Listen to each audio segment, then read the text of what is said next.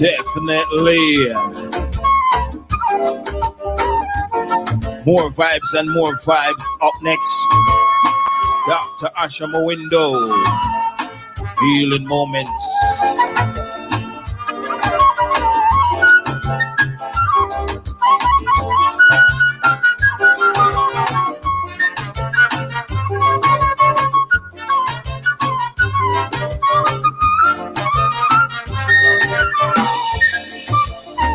Don't moving up. See you tomorrow, same place, same time for the film.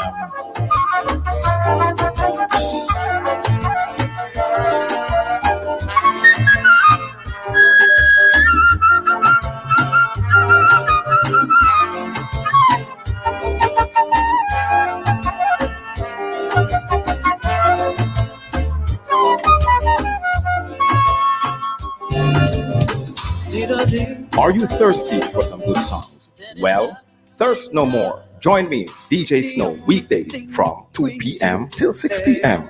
on Fit FM 96.7. Your life, your music. So let the afternoon flow with me, DJ Snow. Let it blow, let it blow, let it blow. Take this up, we mean this. Yeah, so you come get your tablet. And all when you left man, you have to come back on me. Know you have to buy one of them your laptop. Best of business, a serious business. We sell all electrical appliances and all of your car accessories. Come a bit stop, you know, no problem. Best Apps Technology. Shop 25 Champion Plaza, Falmouth, Trelawney. Telephone 876-394-5484. Best Apps. We only deliver the best.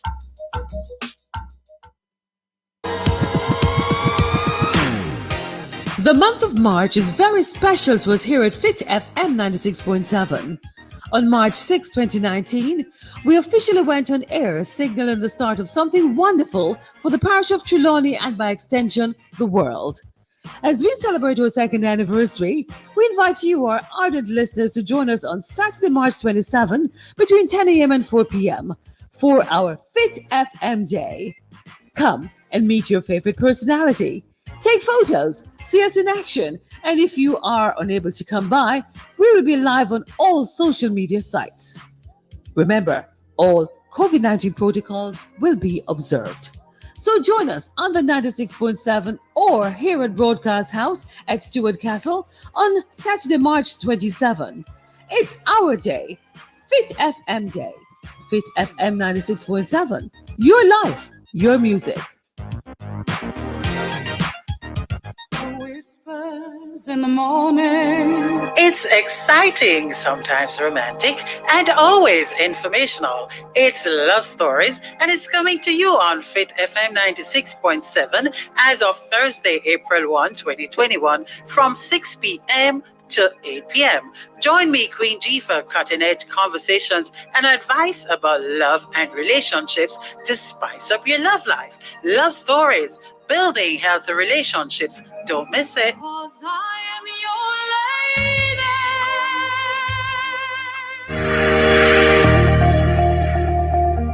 Are you struggling with loneliness?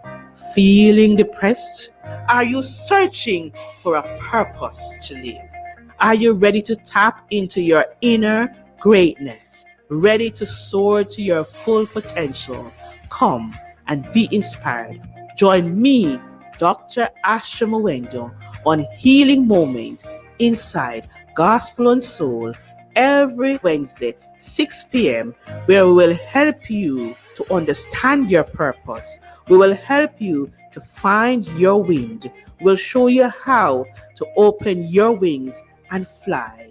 Healing Moments, Fit FM 96.7, your life, your music.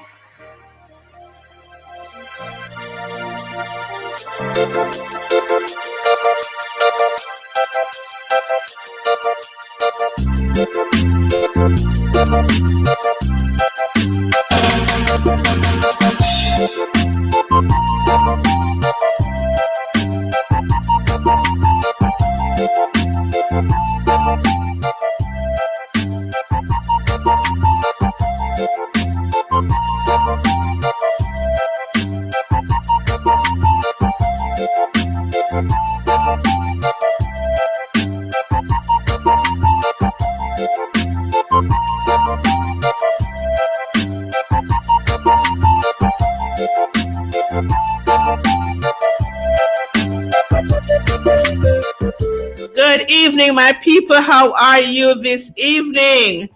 And before I go any further, I'm going to make sure I big up DJ Snow.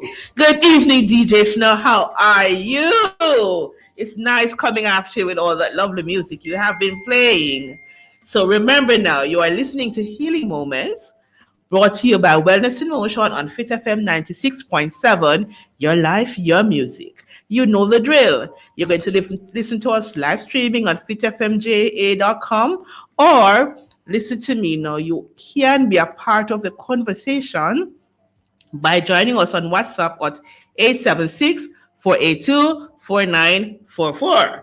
So we are listening to hear from you. Later on, I'll give you the other number. This evening, my guest is Professor Opal Palmer Adisa, and we'll be talking about women rising to the challenges of 2021 and its issues. So you know the drill. Tell a friend, get your pen, get your sip, listen to this, and then come right back.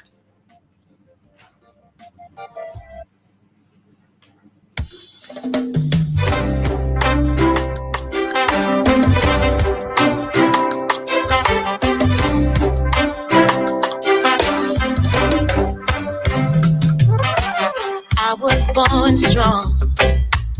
I was made for this. See, I met so many hard times when I thought I couldn't make it. See, I've had my trials when my pillows dried my eyes. Then the morning came and my wings took flight. I rise. See, I'm hurting but not broken. Down but I won't die. I rise. Soon I will reach the sky and still I rise.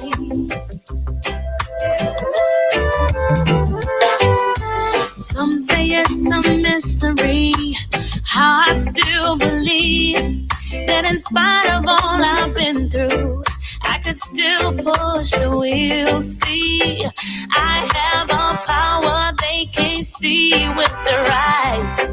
It's a little thing called faith. I agree with Etana. We continue to rise no matter what the challenges that is facing us. We are rising, people. Come on now. I hope you are agreeing with me because it's rising time, right? So we are now in continuous, wonderful, changing, challenging, whatever you want to call it, times. And COVID is here with us. And right here in Jamaica, we now have our COVID vaccine. And we continue to talk about wellness, and the controversy continues with should we take the vaccine, should we not take the vaccine? Before it came, we were saying, why is it not here yet? Now it is here. Some people are saying, I'm not sure I want to take it. But I am not going to join the controversy. I'm not even on the list to get it as yet. And if and when I am not sure what I will do, but the time will come. But I do believe that I will take it if I'm offered. However, you protect yourself. You do all you need to do. Next week, I tell you some of the things you should do to keep your immunity up that you may not contract the disease. But what I'm going to give you a little tip this evening about what you do after you have taken the vaccine, or if you're going to take the vaccine, right? So we know the vaccine is here. A lot of persons are contemplating, should I not? If you have taken the vaccine already, there's some of the advice I will give you to detox your system and keep your system still healthy and going on. One of the first thing, the cheapest thing, the easiest thing is to drink water. So drink at least 2 quarts of water every day to flush the system and keep the liver wonderful and healthy.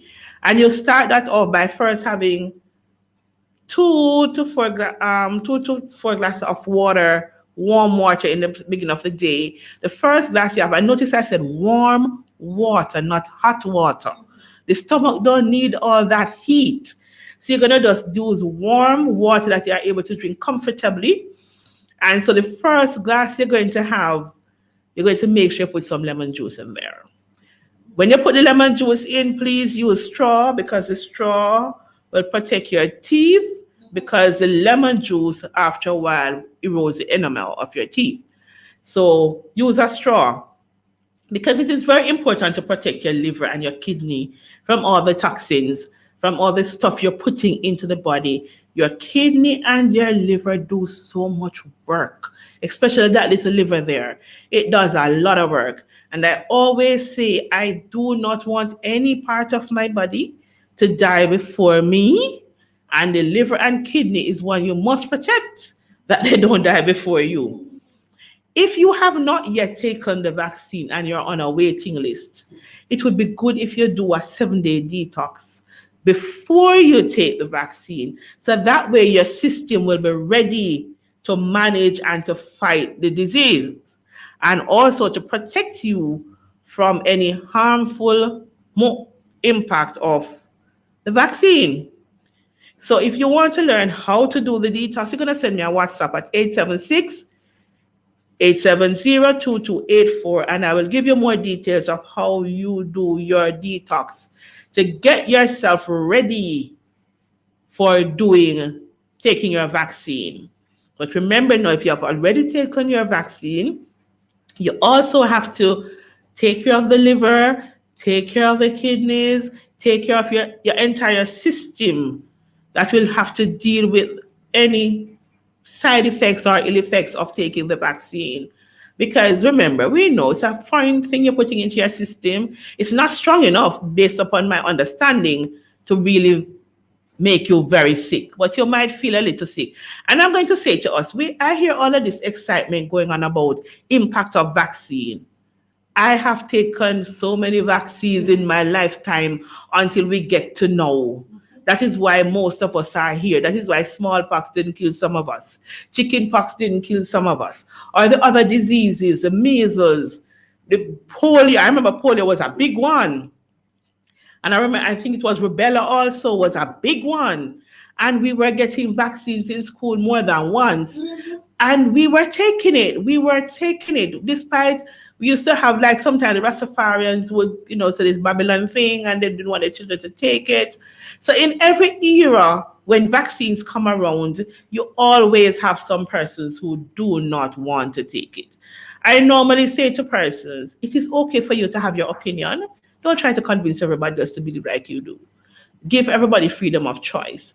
I know in the church, especially the Adventist church, it's a big thing that they are saying we shouldn't be taking the vaccine.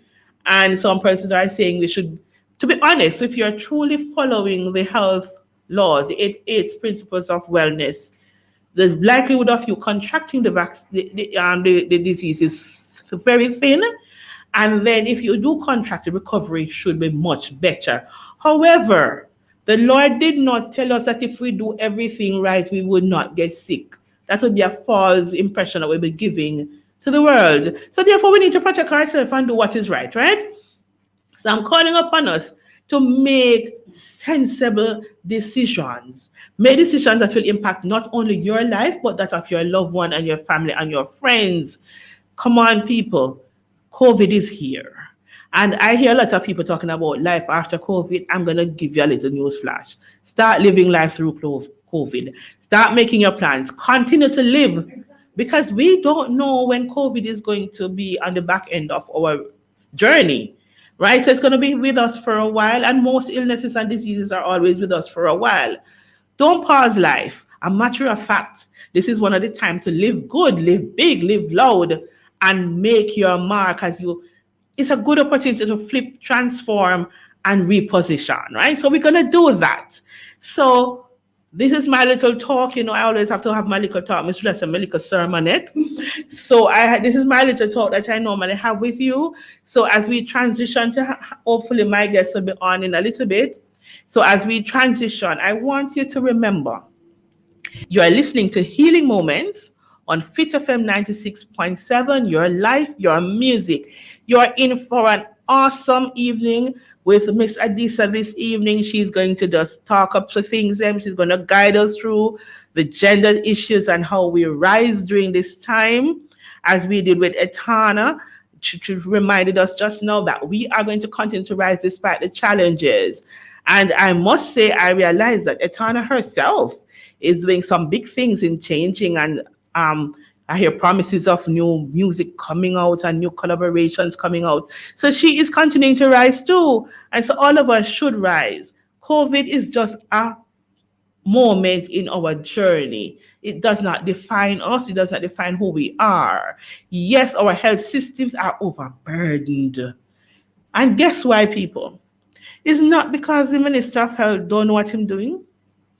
It's not because the nurses and doctors don't know what they are doing. It's not because the system was not set up to manage. It's because we're disobedient. We are still not doing what we are supposed to do. Parties still a keep. People still don't want to wear their mask. People still think you are idiot if you go to church and wear a mask. If you say you're Christian, you don't wear your mask. People, those who are taking the vaccines are stupid. And these are the people who are passing on the infection to their weaker loved ones who are paying the price for our stupidity. Come on, people, let us get it right. And I want us to also remember the crime rate. Make we stop killing each other now, for goodness sake. Come on, man. Let's stop killing each other. Stop killing your loved ones. Listen to me, gentlemen. If you and the woman can't agree and she's moving on, allow her to go with her life. If you loved her any at all, you would not have hurt her. Because when you really love someone, you'd rather see them living with someone else than seeing them unhappy or seeing their grave. That is real love. So if you know what love is, you're going to practice love, right? Okay, so I want you to listen to a little bit of this music as we transition.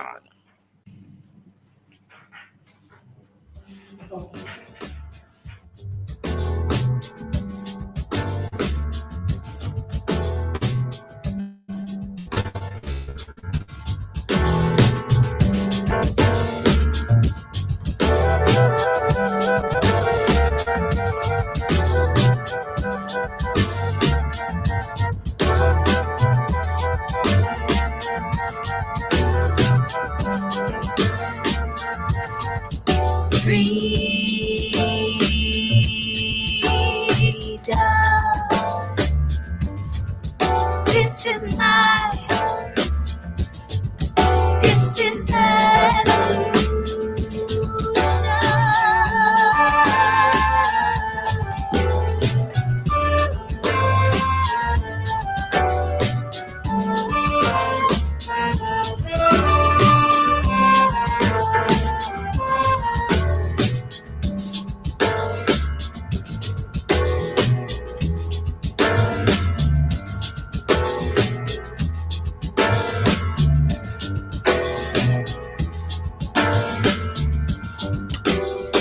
I arrived here from miles and miles away.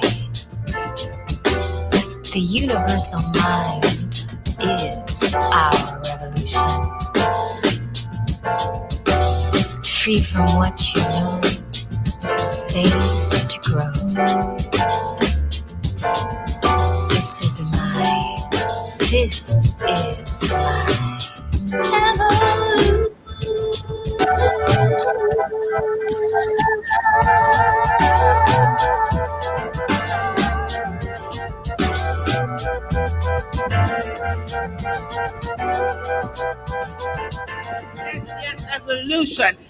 To be honest, this song was given to me by my guest this evening. I'm listening to it for the first time and I am liking it. I'm really liking it. And I will have to go look on some other music. And I noticed the last name, Julia, is very common. So she'll have to tell us a little bit about that. So my guest this evening is Gender Justice Specialist, Professor Opal Palmer Adisa. And she is the university's director of the Institute for Gender and Development Studies. And the university I'm talking about is University of the West Indies, Mona campus. So good evening, Adisa. How are you? I am very well, and I see you was grooving on the music, and I love that. Moving. Oh, yeah. It sounds really good. I like it. Are you related? Yes, that's my daughter. Ah, I knew something like that was happening around here. Beautiful music. Thank you. Really, really beautiful music. She needs to give me permission to play some more of her music and give her rotation on healing moments. Well, Now, I will send you her link and you can speak to her. I'm sure she will grant you. And please she has some do. new music that has come out, which is quite nice also. Awesome. I really love it. And I said the name sounds like, something is going on there. Yes, yes. So I only told them a little bit of your title. So will Mhm. you tell the world, because I must tell you, you're not only being listened by Jamaicans this evening, you are being listened all over the world. And so tell the world who Opal Palmer Adisa is. Well, that could take a long time. No. Okay. So I am a writer and a cultural activist and a gender specialist. As you say, I'm the university director for the Institute for Gender and Development Studies. And we actually have 3 units. So I oversee the regional unit at Mona in the regional headquarters. And then we have a unit on the Mona campus. We have a unit on the Barbados campus in Cave Hill. And we have a unit in the St. Augustine campus in Trinidad. And I oversee all of the units. Okay, awesome, awesome, awesome. Very good. And so this evening we are focusing a little bit on gender, women. It's our month this month, although I don't know why they think we need only a month because the entire lifetime is ours. But I thank them for giving us a little bit for highlighting. And Exactly. so right. And so tell us a little bit, what does it mean to have a day and a month specifically for women at this time, 2021?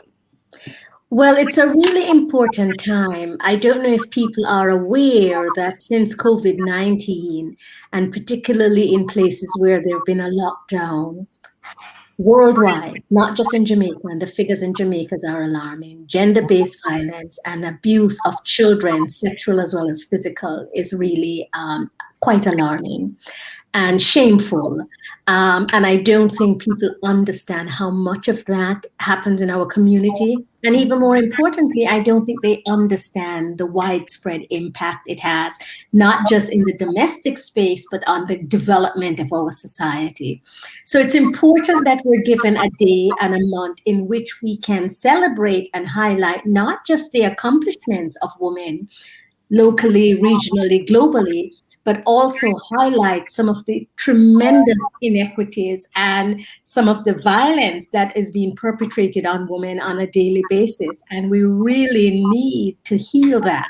So, healing moments is really appropriate because in my work, one of the things that I advocate for and one of the things that I know is important is that we have to heal the way in which we perceive the relationship between men and women, the power disparity, the patriarchal structure, the fact that those who are stronger, whether it's men or women or whomever, feel that they have a right to beat upon someone if they disagree with them or if they don't do what they want, or they have a right to sexually violate them.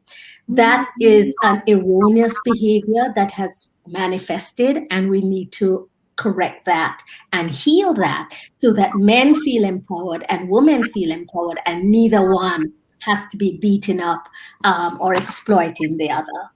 Amen. I could not have said it better. It is true. And it is really, we are really at a juncture where every day, every single day in my work, I have women reaching out for support because they are abused. I know this morning I had to deal with one. Her level of abuse is different. And sometimes we undermine abuse if it is not, we're not getting beaten or cursed at. We think the woman is not being abused. But she's facing emotional abuse in that she is living with her husband. She is sleeping in the same bed with her husband. And we are going through serious, challenging times. And she cannot even get a hug, much less any other form of support.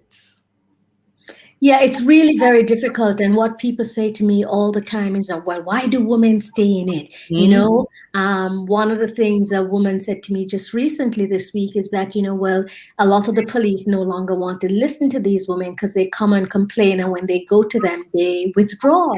I says, well, it's not, it's a very complex situation. First of all, they don't get protection. And mm, that has been verified numerous times last year, where several women who had filed restraining orders were killed by their husbands. So mhm. we know, again, locally as well as globally, restraining orders do not prevent crazy men from persecuting No. their ex wives. And then a lot of women are vulnerable. They have children. Sometimes they don't have enough finances. They don't have any safe place to go. So they filed a report and they really would want to follow through, but they have no support. So we have to be very mindful about judging the woman. And men really need to take a much more active responsibility and stop that kind of behavior. So when they hear or they see their men friend or their boys, their sons or their whatever, acting in an appropriate way, they have to check it. We have some men who are our allies, and we really appreciate that. And I am for healing. So what I say is that I'm going to work with the victims, but I also want to work with the perpetrators because I want them to get the help so they don't continue, because they don't. What happens is oftentimes they go from one woman to the next, To the next. and the cycle continues. So we want to stop the cycle. So we have to attend to the victim as well as the perpetrator. I could, it is really true. And as you said, sometimes people say, why not? Why don't leave? Leaving is not so easy, especially when you're not financially stable. And funny enough, a lot of the persons who will ask you, why don't they leave? When you put out a call to get support for someone who needs to leave, they don't respond either. So it takes a collective effort for us to work together in the healing process. I remember, as you spoke of working with both the perpetrators and the victims, a few years ago when I had a client, she was coming to me, but she was being beaten. But the language that was being used when she was being beaten caused me to say to her, I need to speak with your partner. She wasn't sure he would agree. I wasn't sure he would agree. And we didn't know how we'd get to him. But eventually he agreed to speak with me. When I asked him, the first question I asked him was, why are you beating your mom? And she was like, my mother dead. And I said, I am aware she's dead. But you're beating the woman before you because you can't beat your mom. And I think you wanted to beat her. What is the question you would have wanted to ask her? And the question he wanted to ask was, why didn't you leave? Because he was living in a situation where his father was a well-known person at the time, was beating his mom crazy, but she never left. And he couldn't understand why she stayed. And so now he keeps beating his wife and asking her, what make you not left? Because he wanted an answer Yeah. from And his Dr. Asha Moenda, you've said a really important point. This is learned behavior and it is generational. And I wrote a collection of short stories, probably now more than 10 years ago, called Until Judgment Comes. And it's really 7 stories about Jamaican men and their mothers.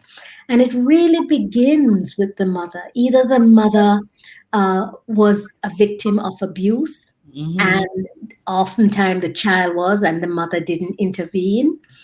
Or oftentimes the mother takes out her resentment, anxiety of the father being gone on the child. And whereas the child or the man will not beat his mother, he beats his mate. So Yes. we have to stop it at the parental level, and we have to stop the generational cycle. And as Black people, we don't, a lot of us don't want to deal with it. We say slavery has been so long, but we haven't really healed from that. And so we're dealing with generations and generations of trauma. Yes, it is. It is a generation of drama. It really is. But as you touch that part about what came off the plantation, who came off the plantation, what baggages did we come off the plantation with, especially when it comes to treating our partners and family. We know they didn't have that on the plantation. There was no collective responsibility. The men were abused and beaten before their women.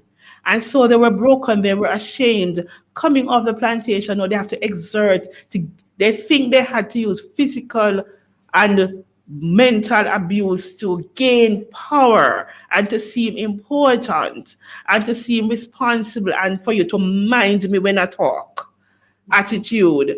And so therefore it is now impacting our present generation, because we have yet not even understand why we are feeling the way we are feeling.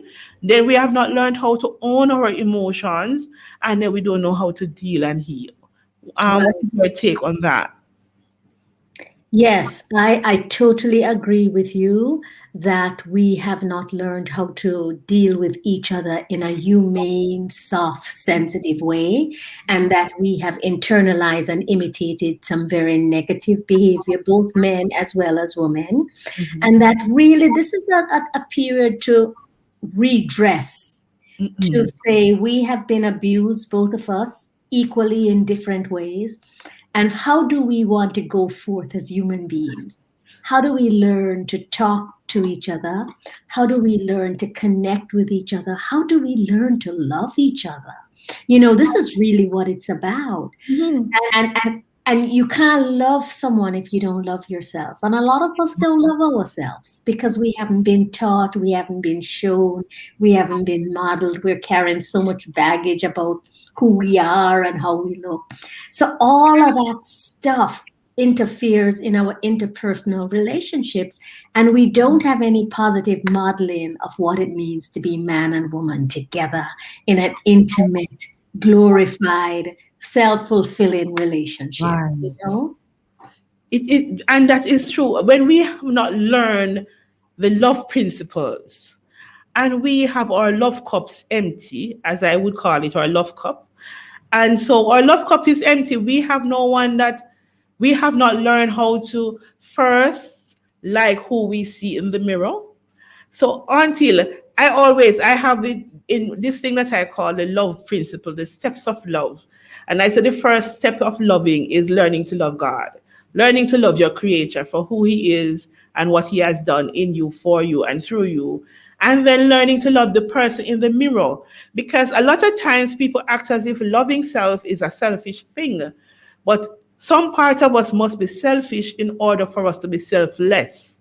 Yeah. And if you have not learned to love yourself, it is pretty much very hard for you to learn to love others. Well put. Well put. I Pretty mean, much that's exactly what it is. And that you have to understand that the creator is within you. And so you have to love that. And as you say, you have to be selfish to be selfless. And love is a selfless thing. It's an unconditional thing that even when people mess up, you love them. You don't necessarily tolerate the bad behavior, but you love them and you help them to try to walk in grace and define grace. Yes. And it is so important. And learning the steps of loving, then after we have learned the steps, and guess what? There's all of us walking around, every one of us walking around, seeking someone to fill the cup that we have walking around with empty. But we have not realized that a boy meet girl, girl look good, boy say I'm going to marry girl because there's an emptiness within me and I think she filled the spot. But after living with her for a while, she also have an empty spot to be filled. So now these two people with their empty cups, depending on each other to fill each other's cup, while each other have not learned how to fill their own cups. Your own cups, yeah. And you cannot give from an empty cup. Absolutely not. And then now, to complicate the issue, sometimes children come along. And so now you have children in the mix who come with empty cups too to be filled. And they're severely damaged. And that the Institute for Gender and Development is not an accident because we understand that gender justice is part of the larger platform of development. I mean, we have a lot of issues in the Caribbean because of our colonial legacy in terms of how do we want to develop. You know, Kingston is now trying to develop like New York City with high-rise buildings and all of this kind of stuff. You know, and this is happening throughout the island. And I'm thinking, who are we? Don't we understand that people are coming here because they love the nature, not just the beaches and the sun, but the Right. space to breathe. And even if we want to have some high-rise building, we don't have to be congested and doing it in the same way that is being done in the metropolis. Yes. You know, we're doing that. So we have to understand that the first thing about development is loving yourself and understanding who the self is, separate and apart from, you know, the colonizer and everybody else. And who are we as Caribbean or Jamaican people? And what do we want the future for our children? So when you bring two people with empty cups in the mix and they bring children, then what they bring is a generational cycle of emptiness, of Yes. murder, of just lack of cohesiveness and community. Yes. And it really impacts us from developing in a true way because so much time and energy is spent in healing both the physical and the mental scars. I saw some statistics a couple of weeks ago where a research project was done, and they estimated that at least 1/3 of Jamaicans need mental health. They need someone to talk to. Yes. A large portion of the society that have some kind of emotional scarring that is not being taken care of. It is true. It is true. And it is at varying levels of society. A lot of times we tend to think that the poor people, as we class them in brackets, the poor people are the ones who have emotional issues. And sometimes they are more healthy mentally than persons of higher financial bracket because the woman on the corner will talk to our girlfriend on the corner. And they will salimon and cuss their partners together, and they will talk of their grievances. While a woman of a higher societal positioning will not dare tell her friend, even though her friend might be going through the very same thing, Same thing. will not tell her friend, guess what? I am having these challenges. I have had persons call me for counseling and they are saying to me, you know what, nobody if you know. And I normally say to them, I am not going to advertise. However, for healing to take place, you got to talk to your family too. Yeah. And this is another thing that a lot of people believe that what's going on in the society is only in inner cities or among poor people.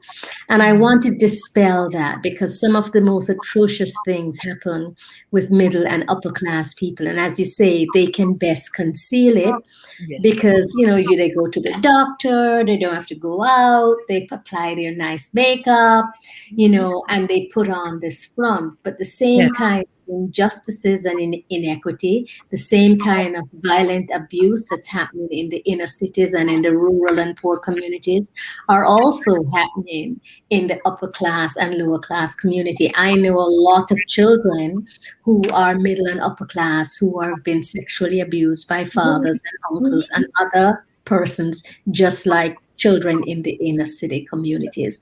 And they sometimes get help, but they don't. And it has the same psychological scarring and effect. Money doesn't heal the wounds that are inflicted on you. And it don't protect us from being a victim. Doesn't protect us from being a victim either. So one of the things I want us to talk a little bit about is first acknowledging personally where you are broken, and also helping others to identify how do we as a society first acknowledge my pain and name my pain and own my pain and saying that I don't deserve this pain, and how do I help others to recognize this pain from a gender positioning or as a human positioning or a societal positioning, how do we go first acknowledging that we are broken and we need to be healed? Well, one of the challenges is that we tend to internalize it. So a lot of women are ashamed, and we have to let them know that you didn't do anything to deserve what happens to you. And even if you shouted at him or whatever, you don't deserve to be hit. So the first thing is to educate the larger society, to let them know and let all of us understand that we're all in some ways wounded, and it's okay to say it, because saying it means that you're moving to a place of healing. If you keep it bottled in, if you keep making excuses for it, then there's no healing that can take place. So the first thing is to name it. And one of the most powerful things that I've seen over and over again is testimonies by victims that help others to share their stories. So whenever I do a workshop and someone is brave enough to say, you know what, my husband been doing this or that, then it provides a space for others to share their stories. So I always encourage those among us who are brave to speak up, because you're opening the door a little bit for someone else to speak up.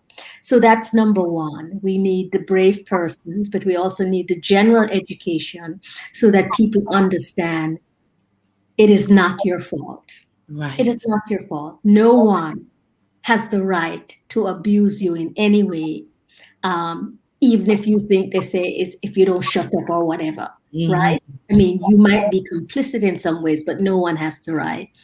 And that regardless of how you might internalize that shame, you will never move to a place of healing if you don't begin to voice it. And one of the key things for women that I find women eventually is what I say to them is, do you want your children to repeat your life? Right. And for those who they can really penetrate that, they really hear that, they say no. And then they are therefore ready to make change, because they don't want their children to repeat their life, and they don't want their children to be in pain. And so I appeal to mothers, and I also appeal to fathers, but I appeal primarily to mothers. When mothers are reluctant to say, me can't leave because me not have no money, what gonna happen to the picnic? I say, look at what is happening to your children now. Look at how they're being damaged. Do you know that 75% of women who are victims of domestic violence witnessed it as children or were abused as children? It is a cycle. It is a learned behavior. So you are teaching your children to accept being abused. You are teaching your sons to be abusers, even if they defend you. Is that what you want to continue? And it is very important that we say it to the mothers. I always say the cradle rockers determine the destiny of our world. Yes. And our cradle rockers, okay, for argument's sake, we have so many homes without fathers. So who taught our boys it was okay to be abusive? When the mothers have the uncles, the number of uncles coming into the homes, and they allow these uncles to abuse them. And their children. And their children. Oh, yes, girl. And their children. Then it is the children learn, the girls learn that in order to survive, I must put up with abuse. Yes. And the boys learn in order to be the man around here, I must be an abuser. I must exert my authority by using my fist or whatever else comes to my hand and shout at my family until everybody trembles when I walk. And then I am the man. Yes. And so we have to teach mothers to teach their sons, to get good role models for their sons. Because a woman cannot teach a boy how to be a man. We can guide him in being a man, but we also need for them to have male role models around that they can see living positively. And so it is the mother's responsibility to see that that is happening around them and teach their sons and daughters to be kings and queens. Teach their sons to be gentle giants, to be Exactly. strong from within and not have to exert their power from without to show strength. Yes, this is really important. Mhm. Go Continue. ahead, please. No, continue. Yeah, I said this is really important. And, we do have far too many single mothers. And I think there should be a law, quite frankly.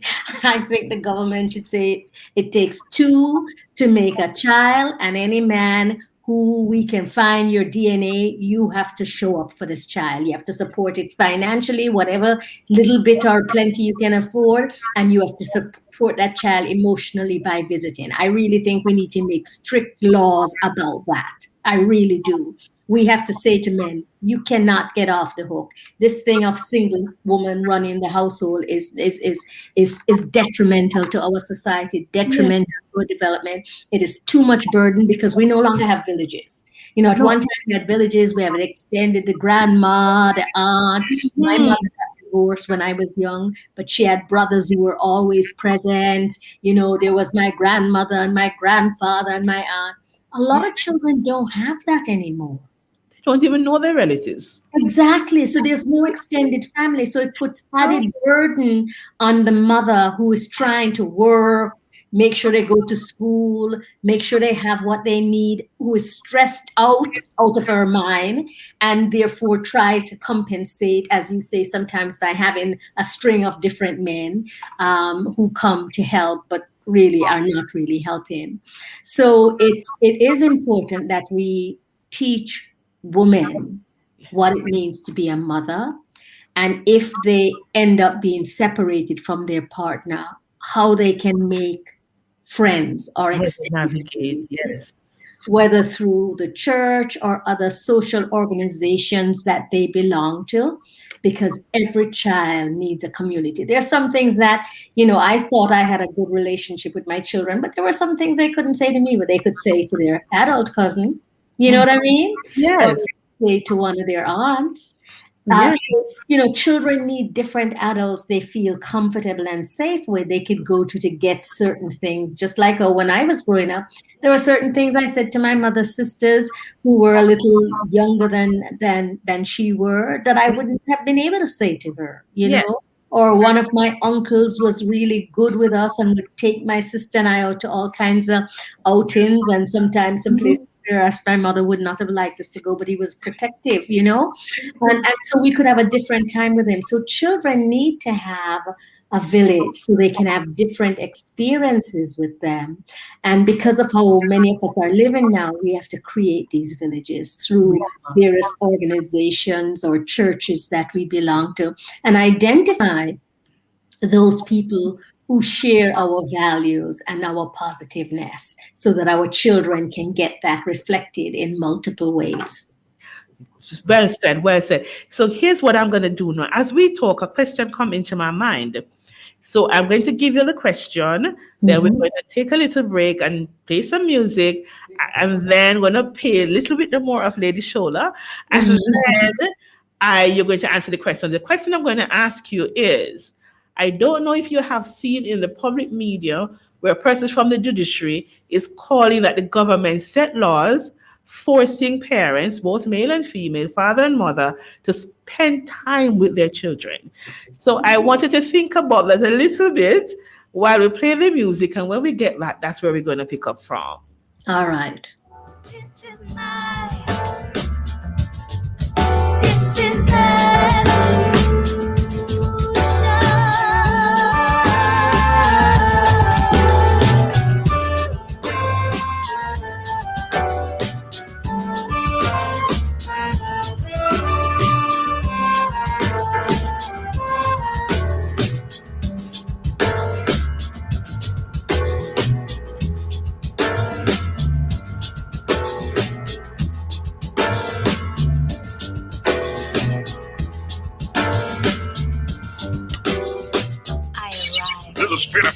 96.7 Duncan's Trelawney.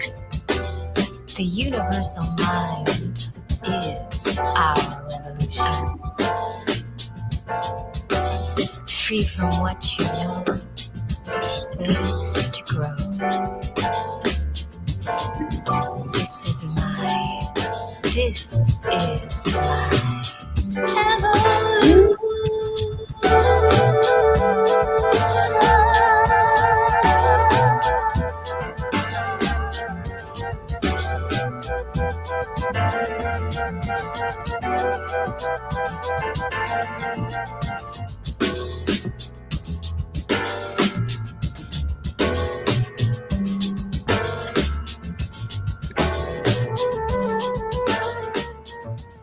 Yes, welcome back. You're listening to Healing Moments on Fit FM 96.7. And my guest is Professor Adisa Palmer Adisa. I will say Adisa Palmer. You see, I have not told you, my mom was Palmer. Ah. Married Palmer. So my siblings are Palmer. Well, it was from my father's side. Who knows? We might be related. Related, girl. If my grandmother could wake up now by the time the show finished, I tell you. Yeah, my grandmother was like that. She would trace a family tree to the last knit. She was really good at that, and my family have been waiting on me to do the same. I will someday. Someday. So yes, welcome back. So now the question: do you think it should be made a legal matter forcing parents to spend time with their children? Yes, but it must be quality time. I see parents, in fact, this is a few months ago, I went to breakfast and there was a family, a mother, a father, and a child, and they were each on their cell phone having breakfast. That is not quality time. No.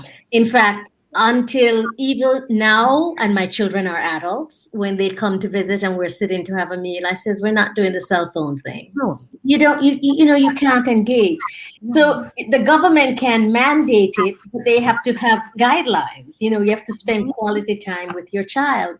And we know that sometimes parents need a break and you want to just have the child watch TV or play with a tablet or whatever. But it's important that we engage our children, that we talk to them, that we tell them both family stories and cultural stories, that we teach them about the environment and to respect it, that we engage them with, what it means to be a responsible adult and to be a part of a community. That can only be learned through dialogue. That can only be learned through mirroring, that kind of thing. So yes, I think, and in fact, I have to share this with you. In 2019, before COVID, we had done a study at the Institute on Positive Fatherhood, and I visited 5 rural parishes: St. James, St. Thomas, St. Mary, St. Anne, and Trelawney. And I met with an average of 15 men in focus groups who were fathers, and they were active fathers. And what they all say is that they wanted me to come back, or they wanted us to come back to do workshops on how to partner. Some of them were divorced, a few were single fathers, some of them were no longer with the child mother, and they felt that the child mother, their children's mother, was antagonistic because they were with someone else and didn't want them to participate in their lives.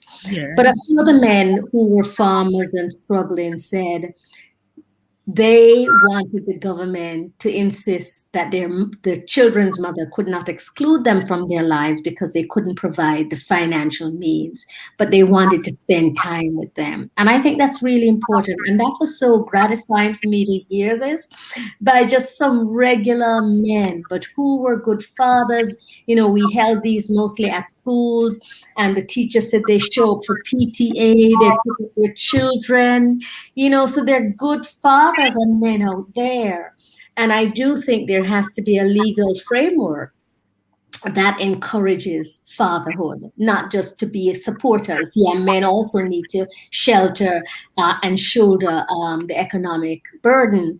But if we knew that they really cannot, women should not disallow them from their children's life. Because here's the thing, Whereas mothers cannot teach boys how to be men. Girls need father as much as boys because they need good role models. They Yes. need to know what it means to be a man so that when they go on into a relationship, they know what that looks like and they have the backing of their father to support them. So both boys and girls equally need their fathers, and men and parents should be mandated to spend quality time with your children. And we could just, give you a whole list of this is what it means to spend quality time. This is what it means not to spend quality time. So we Yes. know what that is. We know what that is, to go and run and out in the yard and to throw a ball with your child, to teach your child how to swim, to be in the kitchen and teaching your child how to cook. These are all quality times. Sitting down with your children, telling them about their grandmothers and their uncles and the family history, and teaching them about Africa or the world, and letting them know that they belong wherever they go, wherever they need to be, they belong. Yes, well said. Because as my add to the conversation was similar to what you are saying, in that we can always mandate for them to spend time together, but being in the same room don't necessarily mean that we are together. We would have now to have the guidelines on how do we qualify the time we spend together. And that's study you said you did with the men. It is really a very eye-opening experience, because I have a program which COVID have put it on a little halt, and I have to come up with some creative ways to get it back going, because the fathers and mothers still check in with me. But I have a program gender specific, in that I call simple About Adam and About Eve.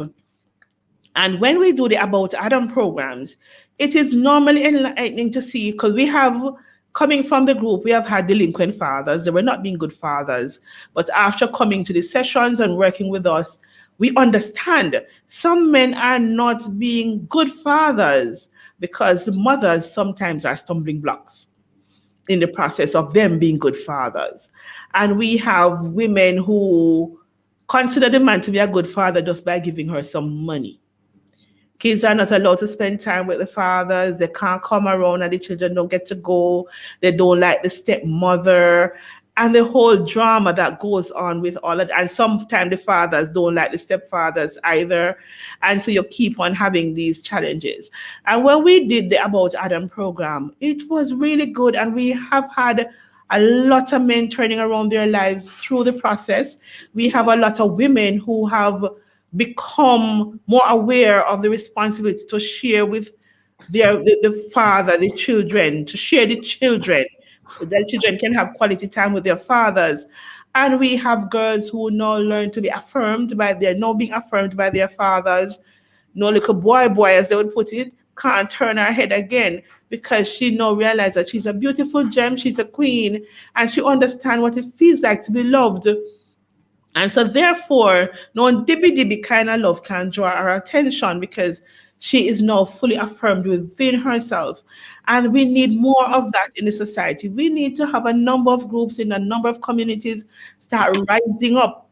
And so I am, one of the appeal I will make this evening as we speak together is, if all the community groups can start to create an arm for that, reach out Yes. support in how to build it out, because I'm quite sure this is something that the gender studies um We um do advocate for, and we are in fact working on doing a training with community service organizers to help them to look at gender-based violence and what are some of the ways that it can be mended. And your group, the idea of your group, is one such way that that can be mended.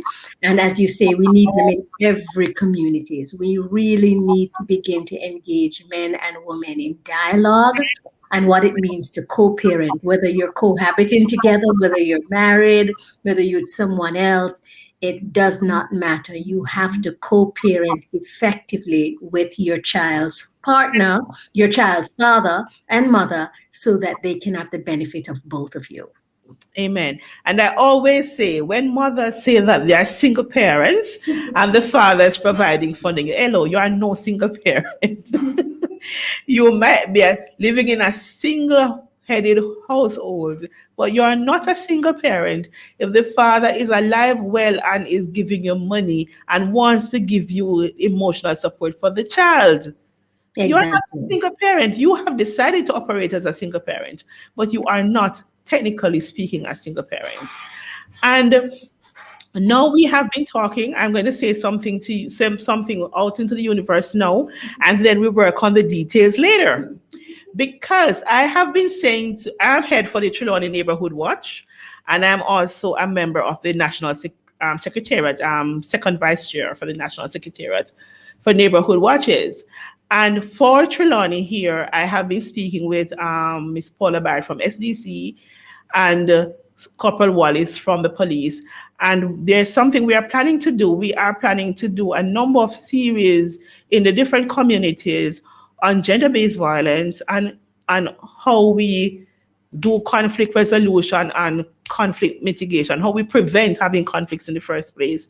And then if we do have conflicts, how we handle them, and domestic violence. It's something we intend to plan out and work using Zoom link for now through the parishes and for the northern, and then we're going to work on how we get it to the southern, because I don't know how much internet access they have in the hills. But we plan to speak with some of the schools I know in Albertown and some of the other areas that do have internet access to see how we can set up the sessions at these institutions that parents can benefit from it and community persons. And so now I'm putting you down as one of my resource persons that we are going to link with that will help us to build out, to formulate and frame how we're going to do this, because it's my intention to seek funding to get this done. I will be very happy to help because you know what? I am committed to this country and our people, and I'm committed to doing whatever I can to help us to heal and to live at our optimum best. And we're not living at our optimum best because there's just too much. You know, one of the key things that you've pointed out is conflict resolution. Jamaicans don't know how to talk, you know. No. We just cuss and quarrel and yeah. We need conflict resolution. In fact, I was at a forum last week and I said that conflict resolution need to begin with the children in kindergarten. Yes. Because all around them they hear this turmoil and this cussing and this tracing, and we need to set a new paradigm so we know how to talk with each other and solve problems without fighting and picking up the machete and the gun and the tongue, and it's just we're in such crisis. So you have my commitment that I will help you in whatever way I can, because we need healing in our society. Yes, we do. We do need healing. And, as you talk about it, I remember a girlfriend of mine was telling me a story of her granddaughter, who this teacher said that, we're in school and this little boy keep on bothering her, as it were. And the teacher said for the minute she saw that what was happening, but she waited to see how the response would be and to see what level of intervention she would have needed to do to make it a teaching moment. And she said she had to jump out of her chair. She realized the young lady was not saying anything. No, this is kindergarten. So she didn't say anything for a while. The young man kept on bothering her. And then she saw the child bend down and realized she was coming up with her shoes to give him a good lick. Because she wasn't going to argue with him. She was just going to clobber him. Right. And you know what? That's a behavior that she has either experienced or witnessed. Yes. And so that is how she was going to deal with it. And then she said, she used it as an opportunity to talk to all the children about what to do if someone is bothering in class. And then she uses it at the PTA to talk with the parents on how to guide their children in conflict resolution. It's very important. Mm-hmm. And even the position of having a father in a girl's life. I have my personal experience, I have my personal story, in that my father died when I was about maybe 7, 9, and was resurrected when I was a married woman. Okay. That sounds strange, right? Mm-hmm. As a child, I remember my mom told my brother and I, because we grew up with stepfather, but my mom told my brother and I that our father died. Wow, he's dead. Can we go to the funeral? Don't think there'll be a funeral. Okay, can we see the graveside? There's no grave. How comes? Well, he went to Westmoreland because my dad was a Rasta man. He went to Westmoreland and they chopped him up and the body wasn't found and all kind of story. And so she gave us a story. And I said to my brother, that's a story. I don't believe one word of it. Mommy just don't want her father to have anything to do with our lives. And so that's a story. What my brother said, but mommy wouldn't tell such a big lie like that. My mom is a Christian. Mommy a Christian. She not going to do that.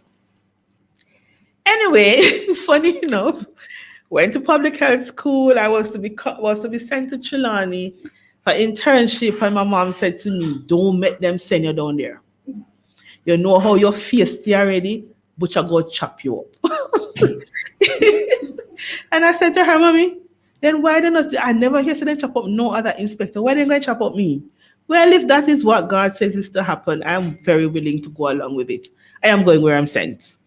But my mom never wanted me to come to Trelawney because the likelihood of finding my dad alive was very strong. But at the time, I didn't know that was her story. I came to Trelawney, left, come back. Then I married and end up living here. And one day, I said to my husband, we're having a crusade, and I decided I'm going to ask God if my father is alive, I'm going to find him. And the Lord would have it that I found my dad. So he was very much alive and was living closer to me than I realized at the time, in that my cousins were my hairdresser, and I didn't even know. And so I found my dad. But then I looked at my life and the gaps that my brother and I believe the way my brother's life turned out would have been different if he had a father. Because even though we had a stepfather, it wasn't a fatherly relationship most of the time. So we still did not have a father. And so my brother still didn't get that father support for a lot of the time. Fortunately for us, though, we went to church, or we were church people. So we had some fathers in the church that adopted my brother and I and provide that kind of support in our lives that would help us to affirm and know who we are. And so we didn't turn out so badly. And the gap was kind of filled, but then there was always this emptiness that existed, and it was never filled until I found my dad. And then I could have a conversation with him on the whys. And then, why did you stop looking for us? Because I knew he was looking for us for a while. Why did you stop? The story he got was, we're going to find out, we now come back. So it don't make sense in one, because he a Rasta man, he have visa and nothing, he go foreign. So it done. And he believed, because he said, how could he not believe my mom and grandmother? They were Christian ladies. And so he had to believe that these Christians would never tell such a grievous lie. And so sometimes as parents, we have to be careful of the stories we use to divide our children from their father or their mother. And I'm saying, if you really love your child, cut out that craziness. Yeah, it's devastating. It's devastating. I won't ask you how you feel or how you felt, but it is such an unfair thing to do to another human being, to decide that somebody who is half of who they are, you're going to cut them out because you have an issue with that person from that, your children's life. And I really appeal to mothers not to do that. It is so wrong. There's no other way I can say that than it is wrong. It is, it's not a good thing to do at all, because, we find even in cases where children are adopted and they have loving families, they go to seek their birth parents because there is that innate need to know, where are my roots? Yeah. There's emptiness in the cup that needs to be filled by knowing. Even if they're dead, knowing where the grave spot is helps to fill that emptiness. Absolutely. Knowing helps.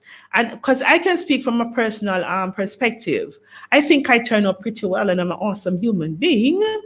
But I figure that I could have been a little bit better if growing up, that little part, that little emptiness, that desire, that need for a fatherly hug was filled a little bit more often as I grew up. Some of the mistakes I made, maybe I wouldn't have made them. Some of the choices I made in men, maybe I wouldn't have if I had had that kind of a relationship. So from a personal perspective, I know it hurts. I remember I said to my mom, you had a right not to want to be with our father. It's your choice. But you had no right to take him away from us. That's not Exactly. your right. Exactly. You give him to us. Let us decide to have him or reject him. Mm-hmm. I said to her, you have caused us not to live a part of what God have asked us to do, to honor our father and our mother. We were honoring you, but we never had the privilege of honoring our dad growing up.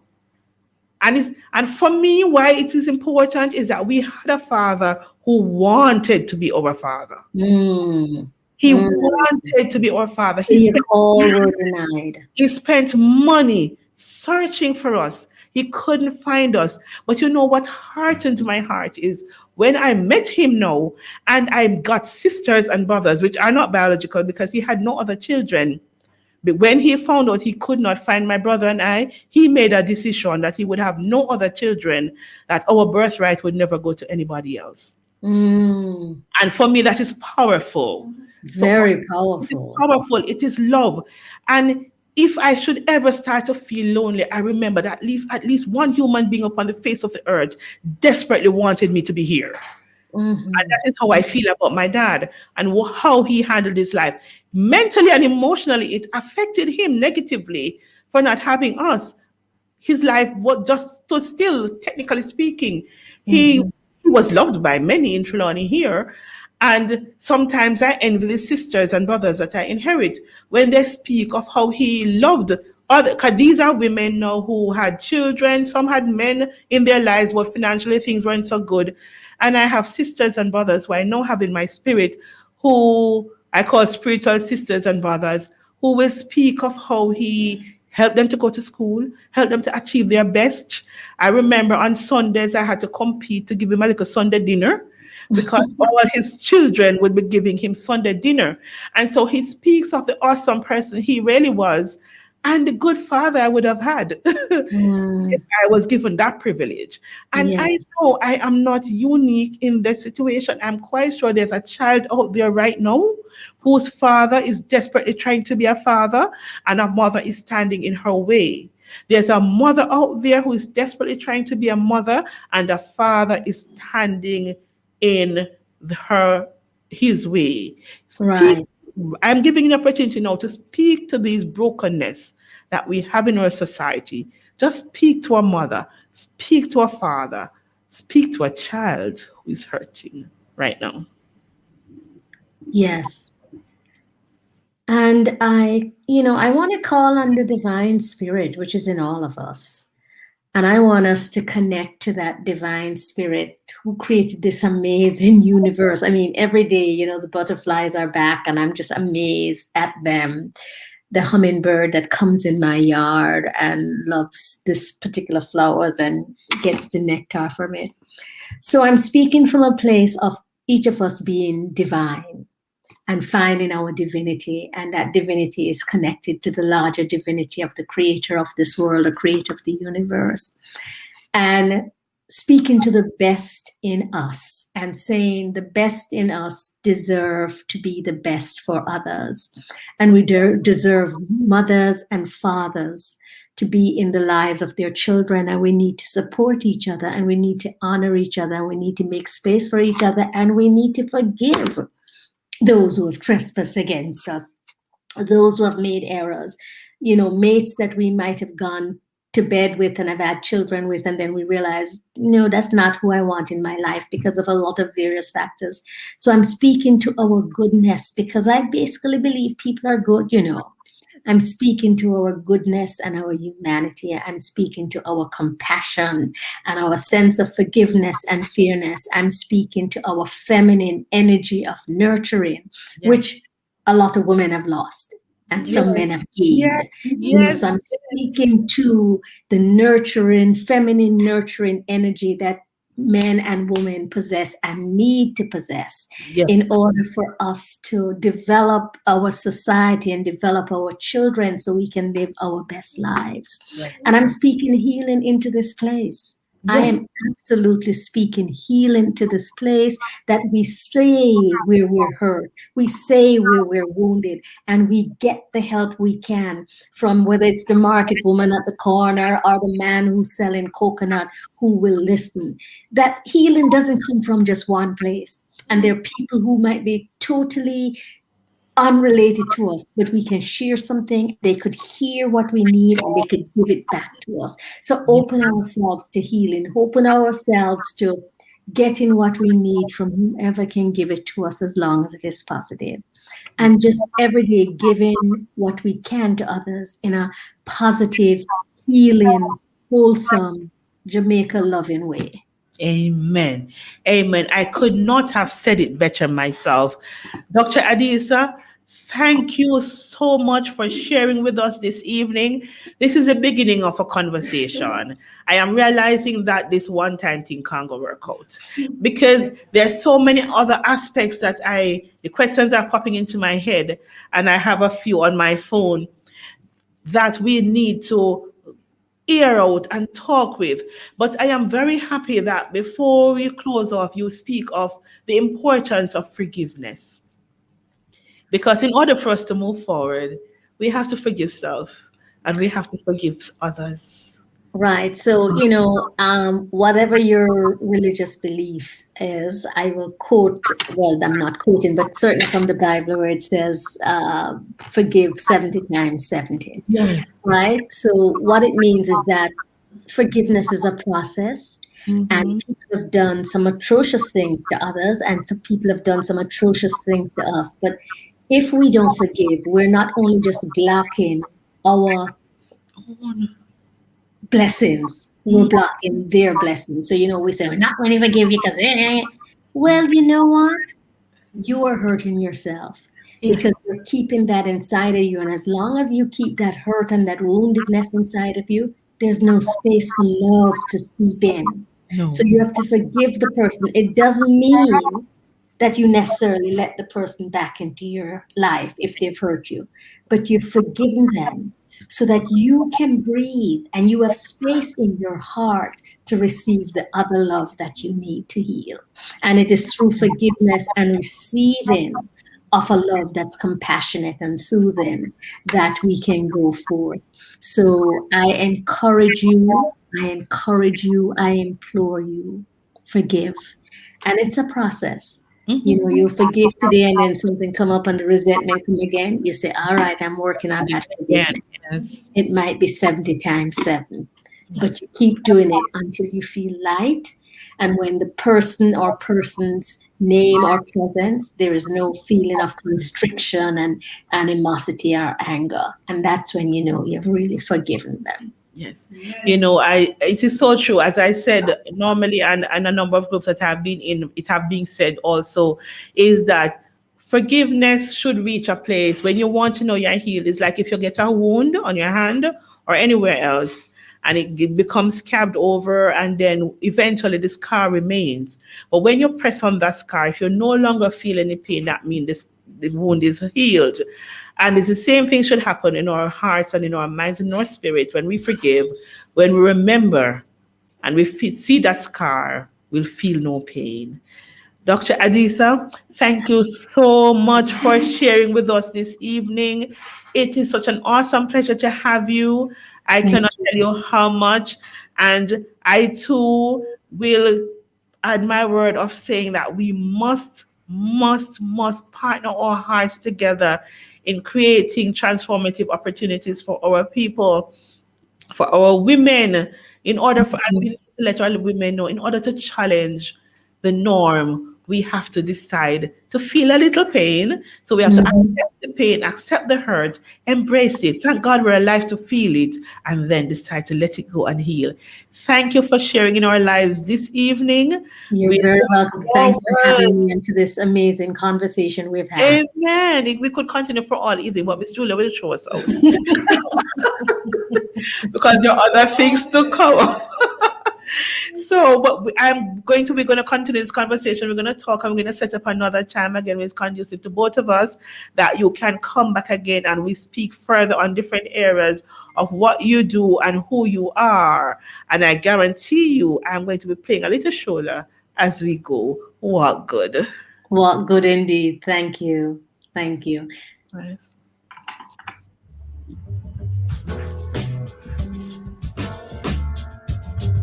That's my daughter.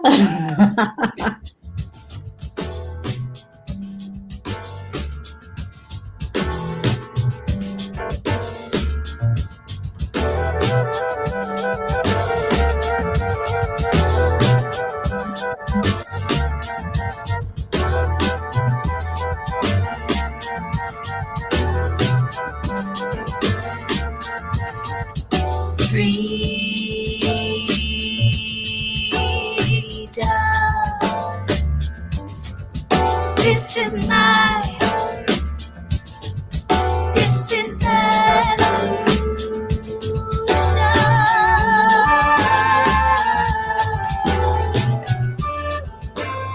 Yes. That was Professor Palmer Adisa, and we were so good to have her with us this evening. I want to thank her. I am quite sure we have been blessed. Yes, Miss Melcinda, you said you have 2 boys and they cling to you more. Yes, and that's all right. All I ask is that you ensure that their father have a little place in there somewhere, that they create a balance for them as they grow and becoming the strong men that I know you want them to be, that they can become awesome contribution to society and somebody's blessing when they get married, right? And as we affirm each other this evening, I want to say to you, knowing that through the right placement of our will, we may experience positive changes in our lives, let us choose to yield our will to that of our divine guide. In so doing, we position ourselves to receive strength from above to hold us steadfast. Know that you are precious. Know that with grace you are able to rise above the challenges you face. And please do not choose to settle, but step boldly into your best self. It is time to affirm. It is time to challenge. It is time to rise. Sisters and brothers, let us rise together. My sisters, let us be the strength, let us be the wind, let us be the guide to our society, that as we rock the cradle, we create awesome worlds for our children and our family to live in. And just as you're going to listen to the music as we go, I'm going to just say goodbye to you from Healing Moments brought to you by Wellness in Motion on Fit FM 96.7, your life, your music. Remember now our anniversary coming up and we want your support, right? Fit FM is celebrating for the entire month. We are now toddlers. And so because we are 2 and we are toddling along, but watch us, grow with us, strengthen with us. And guess what? See you next week, Wednesday. Same time, same place. Fit FM 96.7. Blessed be. Yeah. Oh, yeah. If you give a little more than you take, and if you try to fix more than you break, if you're the kind who takes the time to help a stranger in the rain, there's a place for people like you. If you stand up for those down on their knees and lend a voice to those who cannot speak, if you shine a little light, give sight to the ones who've lost their way, there's a place for people like you. I've heard of